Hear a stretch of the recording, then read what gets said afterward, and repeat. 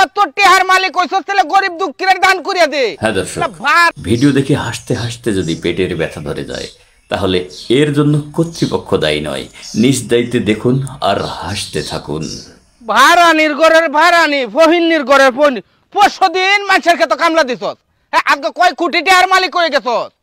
হ্যাঁ, কত টিহার মালিক কইছস তাহলে গরিব দুঃখীর দান করিয়া দে। ভাড়ানির ধাত, ফহিনীর ধাত দেখছি।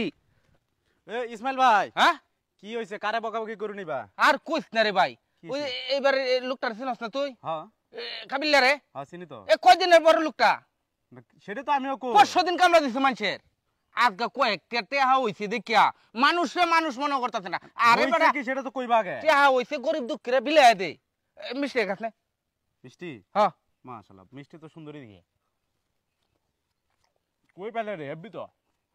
আর কইছ না রে ভাই, সেই সাত হেরার কীর্তিকাণ্ড দেখিয়া মাথা নষ্ট হয়ে যাইতাছে, বুঝছস? হেব্বি তো। কিসের মিষ্টি দে? মিষ্টি মিষ্টি হইছে না? মিষ্টি না? সেই হ্যাঁ, এই মিষ্টিটা বেটা প্রস্তাব খানার মধ্যে ফালাই তুই দিছি।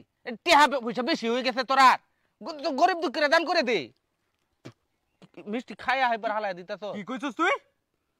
হগলে টুহাই আনলাম কে বেটা, প্রস্তাব খানার মধ্যে ফালাইছে। মুদ গরাত থেকে হগলে টুহাই আনলাম।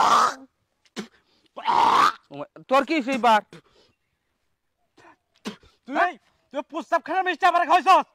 হারামজাদা, হারামজাদা। দেখছো দেখছো আল্লাহ কারবার। তোর আজকে